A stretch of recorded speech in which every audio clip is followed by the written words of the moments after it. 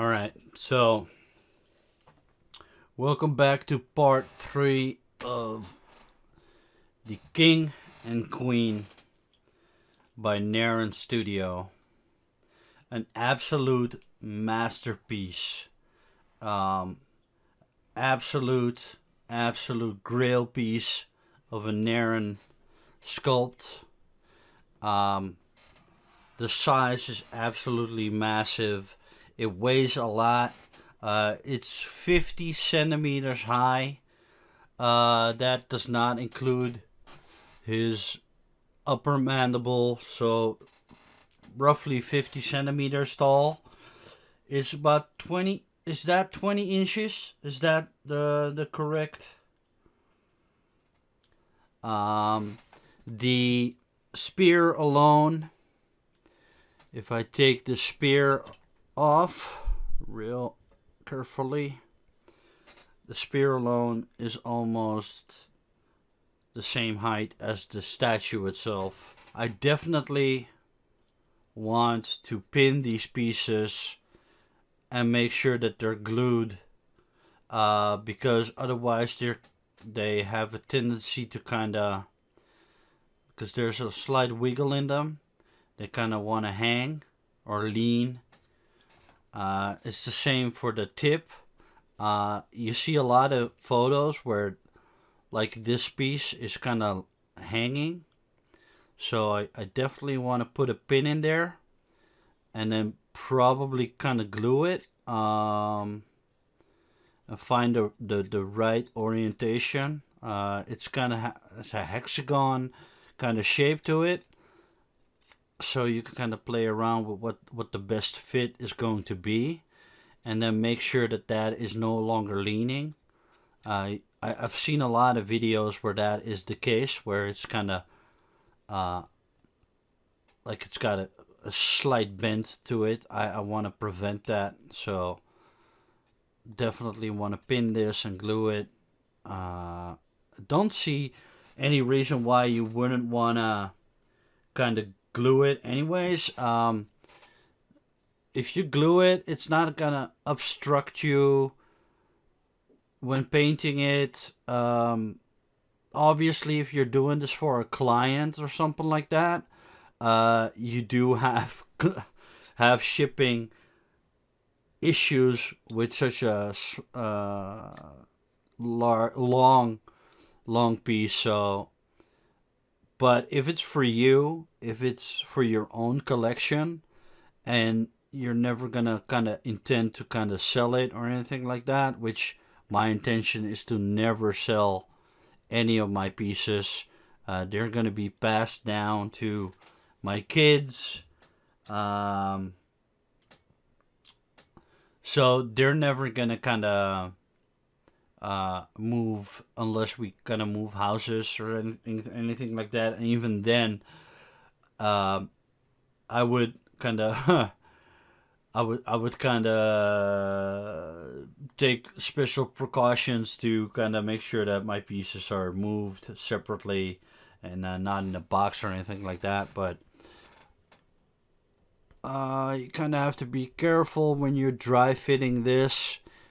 You definitely want to make sure that it's held together fairly well like this. You definitely want to be careful, but the overall concept, a fully sculpted predator is trying to kill this alien queen, which is trying her best to fight back, trying to grab him. He definitely has the upper hand on her, but from the movie, we know, from the AVP movie, we know that a alien queen could take a spear to the face and just shrug it off like it's nothing. So I'm not sure that he's got the upper hand just yet, but definitely looks like he knows what he's doing. He's on top of her, and he's ready to kind of go in for the final blow kind of thing. But looking at the size of this spear tip, you could definitely see that that is a large weapon. That is definitely gonna do some damage to her. But then again, like, alien queens can take a hell of a beating before they even go down. It's big, it's massive. It shows a fully grown alien queen fighting a really experienced kind of, yeah, king predator. Definitely kind of gives you the vibe that this guy is serious. This is not his first hunt. And the look on his face is absolutely menacing. Just, if you look at the face, he's definitely full of confidence. He knows what he's doing.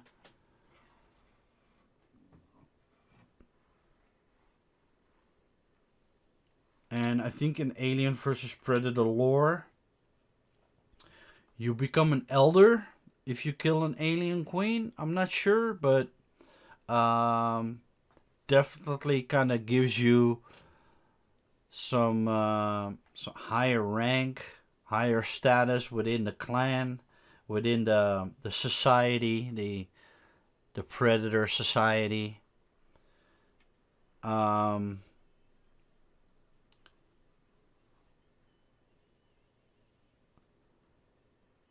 We're doing kind of like a rotation kind of thing, kind of showing you that the entire piece is sculpted to give you that idea of movement.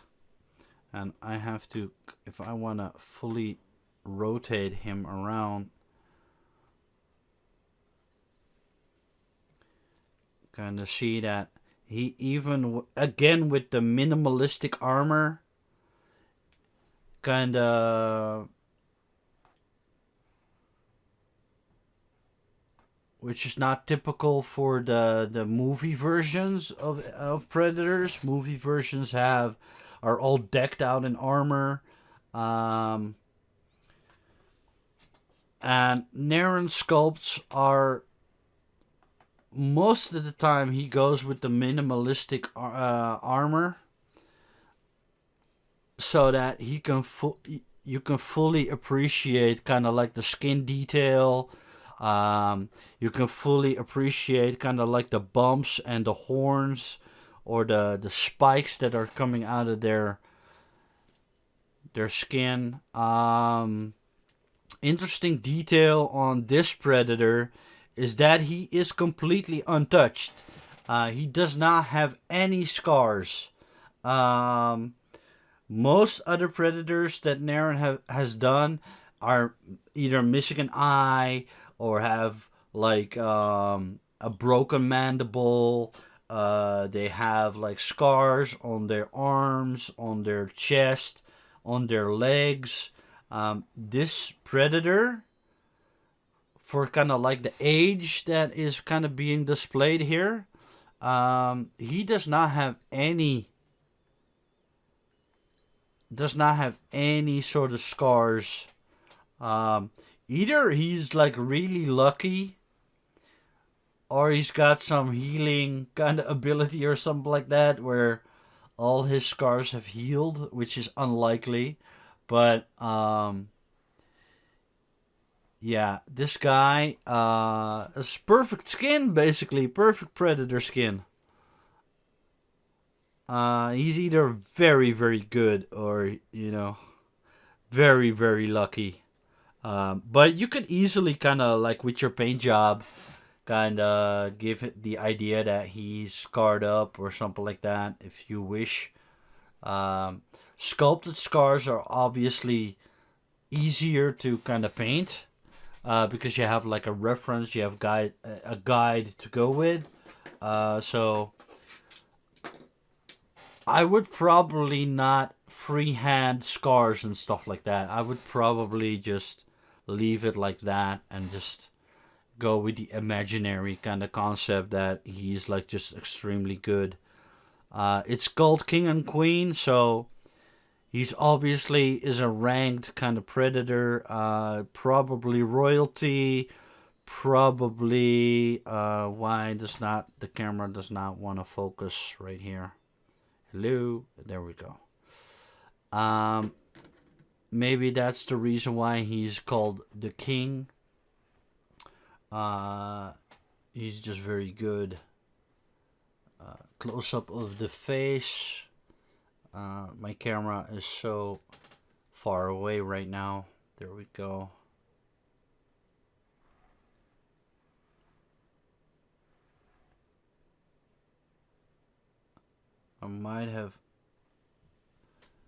There might be a slight kind of flaw right there in the teeth, but I can either sand it or sculpt it a little bit to fix that. That seems like either kind of like damage or something like that. I'll have to look at some reference photos. The crest, the head crown is perfect. Again with the neck armor, which all predators do seem to have. You can see detail in the hand.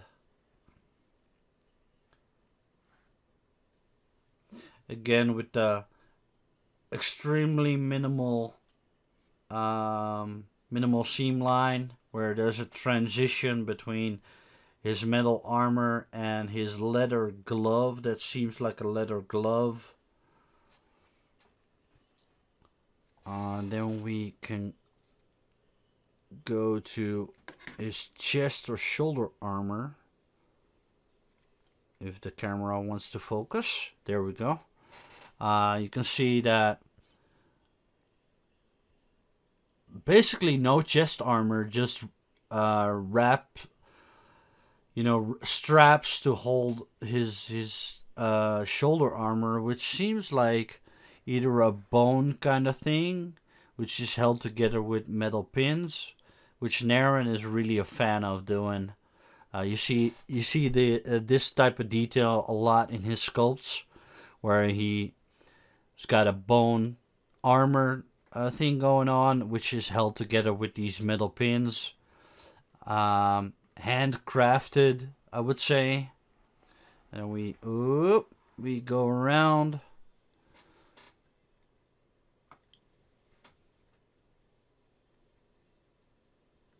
There we go. There's the other arm, or the hand.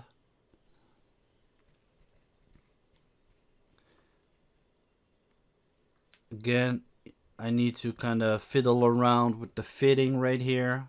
But you can see very minimalistic kind of seam line. Definitely want to kind of pin and attach the arm first before I can fit the weapon and the hands more solid. There we go with the veining in the arm, which is excellently sculpted. And there is the back of the shoulder armor right here. And then we have, let me see if I can get a better, there we go. The back of the neck, protected again with the excellent detail on the armor. The other shoulder does not have armor, just very aged kind of bumps to it. He's been to the gym, definitely. He's ripped. He's got some muscles on him. And then we have like the wrist armor on this side. Again, very minimalistic. No guns. No wrist blades. This guy's got a spear, and that's it. There we go. Excellently detailed. can see right here, there's a little bit of flash. Flash or just mold release, I would say.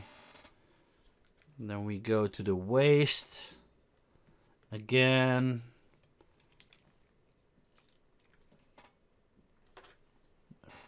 It seems to be some kind of skull from an animal or of some sort.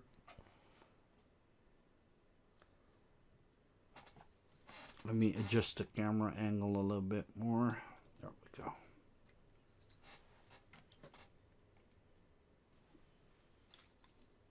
go. This piece is so big, my my camera arm is too close. There we go. So he's got.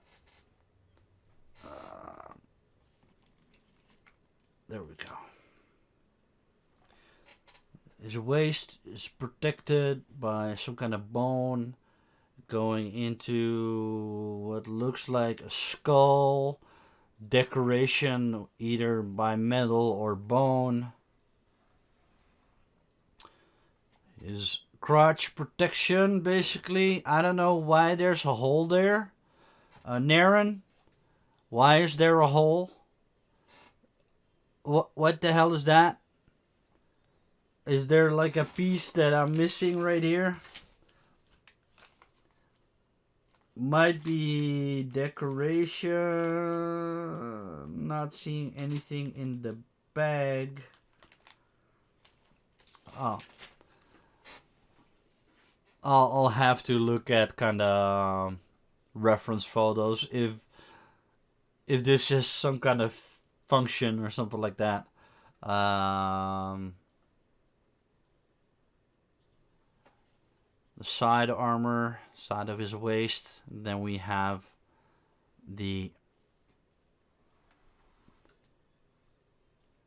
his piece of cloth that's waving as he moves in for the kill. Again, expressing kind of movement in the sculpt.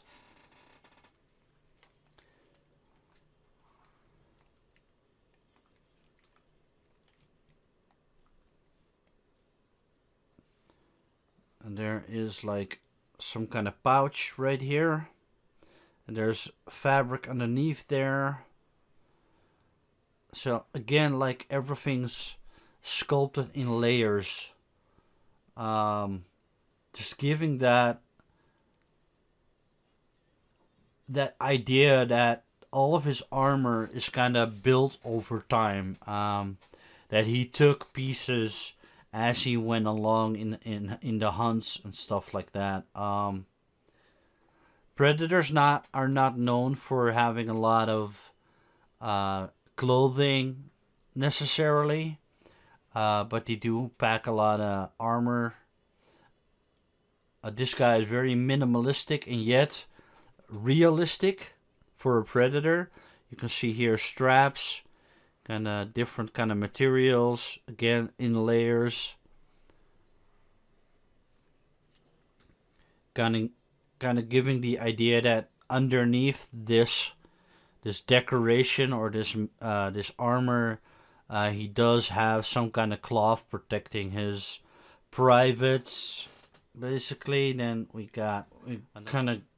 have another kind of strap situation right here, and then we go on to the legs. Again with the kind of, I would say that young predators do not have these bumps yet. So this is kind of giving the idea that the older they get, the more rough their kind of crocodile skin becomes. You can see that it's, again, super detailed skin. Here's the other leg.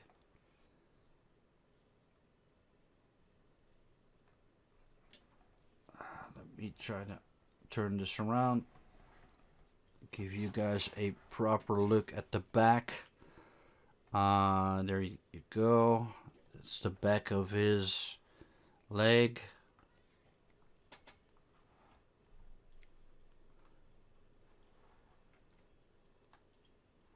I mean, Narin has excellent eye for anatomy as well, like predator anatomy. The muscles are in the right way, are in the right place.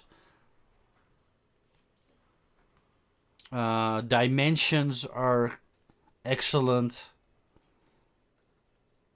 With his recent sculpt, his latest release, he went more for a slender kind of look, where the arms would be a little bit longer, got longer legs, kind of giving that idea that this is like a slight mutation, or he's like a different looking predator. Still, very predator, but his features are slightly different, kind of giving that Reaper kind of feel to it. I kind of love the sculpt. I'll probably eventually get it.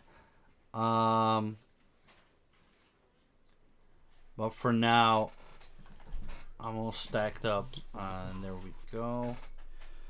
Alright, so we continue on with the lower leg armor.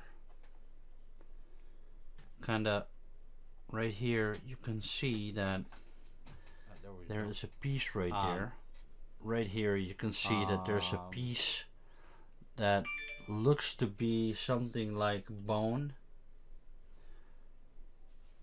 on top of like the metal armor, so maybe that had some significance.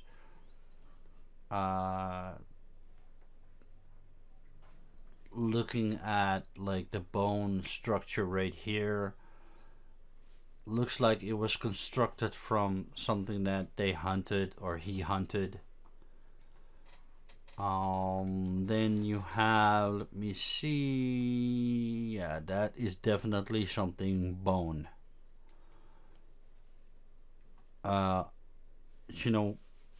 Basically melted or merged together with metal. So kind of wonder what other people have done with that. I kind of like the mixed kind of media type idea, where they kind of mix metal parts with bone parts. Then we can get a very detailed look at how the bottom or underneath the alien head crest, how that looks. So every layer is sculpted. It's not like, oh, you're not gonna see it, so it's not sculpted. Narin doesn't do that. He sculpts every piece and then kind of figures out what is visible and what is not. Sometimes you can even have Narin sometimes even has different layers and different parts, and then underneath that part there's still like a sculpted detail. So he sculpts everything. You can see here's the second part of the head crest, that alien bony kind of look, very detailed. I wonder if this is like movie accurate, if he took like inspiration from the real thing, from the James Cameron kind of design, or if he just kind of went with the overall theme and then filled in the blanks himself. I don't know if there's any kind of photographs of how this thing looks underneath. We obviously know the top. Very, very nicely detailed. Not sure if this is supposed to be like that, if the movie version had this, but it's a nice detail anyways. If you don't like it, you can always fill it up with putty or clay or whatever, and I don't intend to do that. I just intend to leave it like how Narin sculpted it. But again, with the amazing kind of giving you the idea that this is fleshy or membrane, kind of having the ability that it could move or make itself bigger or smaller or something like that. It feels like this is movable or more delicate than the hardened sides.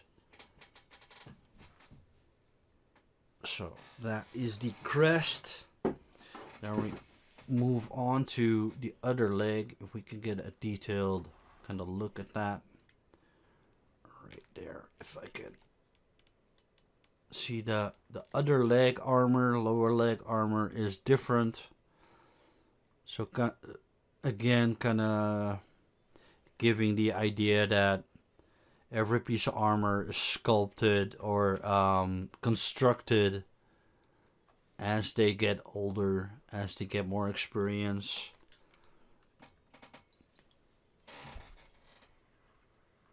Again, with the bony kind of thing. Yeah, this is definitely some kind of bone. That is beautiful. I kind of like that. That they use like bone as armor. Bone can be really, really tough depending on what creature it comes from, obviously. But and then we have the feet, which are excellently sculpted. So much detail in the feet, just the feet alone, and the nails. You can see that he does have a sandal. You can see, let me grab something.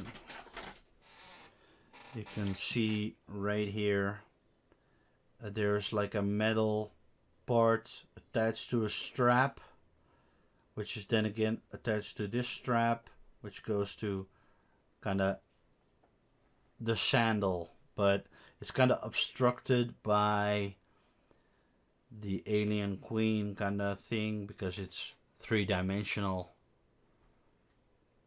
But he does have sandals. This foot is better. You can get a better accurate look at the sandal right here. It's rough looking. I kind of like that. This foot again has a completely different look than the other one, with the spiked protection kind of thing going on right there. Again, different layers of material flowing into what looks to be bone. Again, with the leather straps right here. Right there is a leather strap attached to the metal armor. Then the back. There we go. Very, very nicely detailed. Again, I kind of have to wiggle around to get the perfect fit going on because it's dry fitted, so it's not perfectly fitted right now, but just keep that in mind once you get to the pinning parts and constructing the model. You make sure that you take a good look at what part you want to fit first.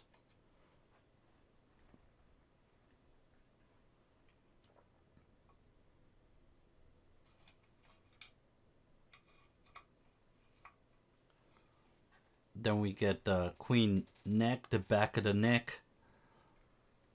Like again, an excellent combination, if you can see it, between that bony structure that the aliens have with the fleshy kind of bits right in between. That's just amazing. Then we move on to the front of the neck. Again, with the, I'll leave this up to your imagination what this is. It's definitely kind of more fragile kind of area. Maybe it's Narin's way of joking. Narin's way of a joke.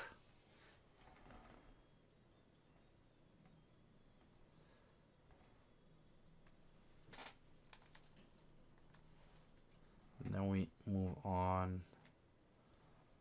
And then we can get an accurate kind of view on what is going on right here on the very bottom. You can see her tiny arms. She's got two big ones, two small ones on the front, like the T-Rex arms that she has. You can see her using them to pull herself out of that kind of hive structure kind of thing.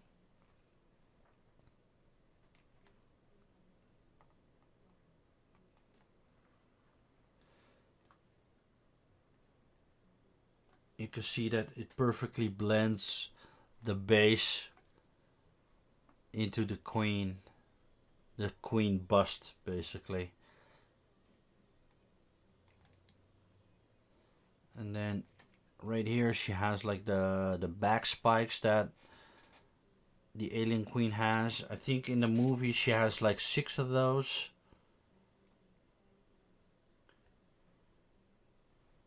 You can see the part of the spine right here.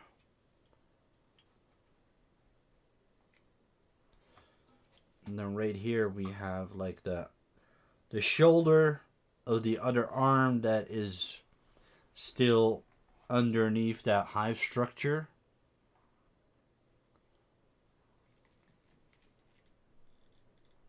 I love that detail, that almost like those are straps or something like that, trying to keep the entire hive together, and that blends seamlessly into the base. And then the name plaque, which we have right here, that goes right there.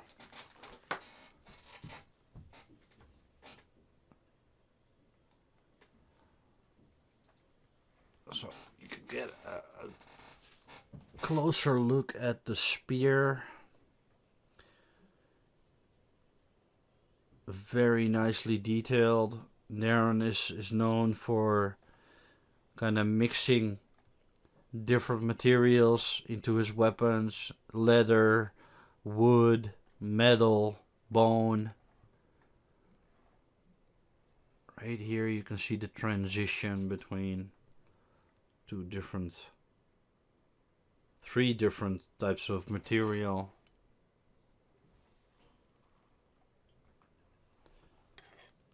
And right here you can see how the dreadlocks are supposed to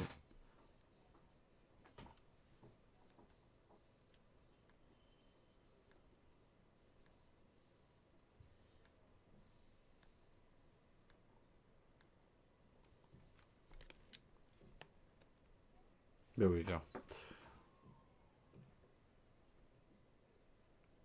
And you can also get a more accurate view of the neck armor.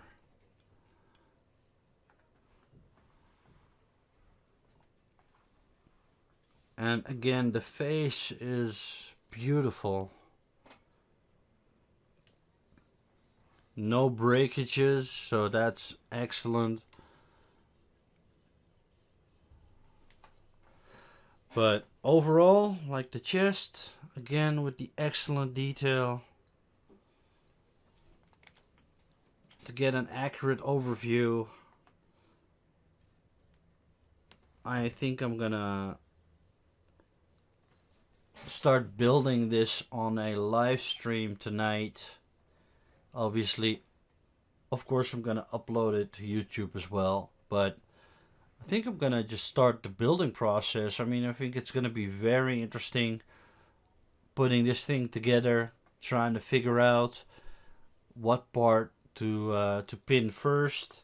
Obviously, the very heavy pieces are gonna be challenging. You definitely wanna make sure that you pin this correctly, glue it together so that it never comes off. It's got a lot of weight to it.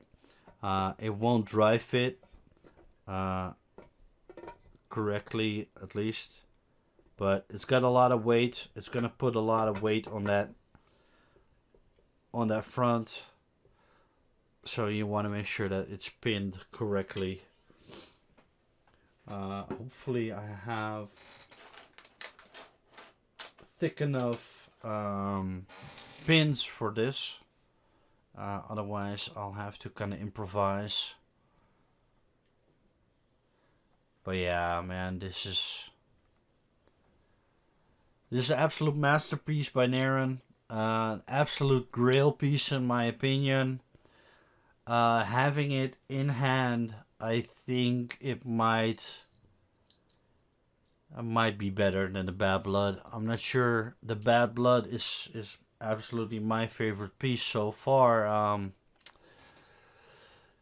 I like the concepts so much. Can't really kind of pick which one is my favorite right now, but I love both of the concepts, both the Bad Blood concept and this King and Queen concept. I also love the Hellbreed. Definitely a very, very cool concept. Again,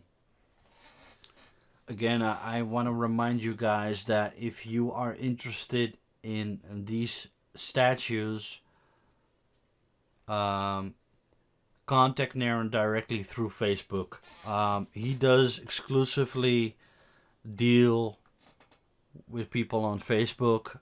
He doesn't have like an email address or a website, which we should probably kind of help him out with that.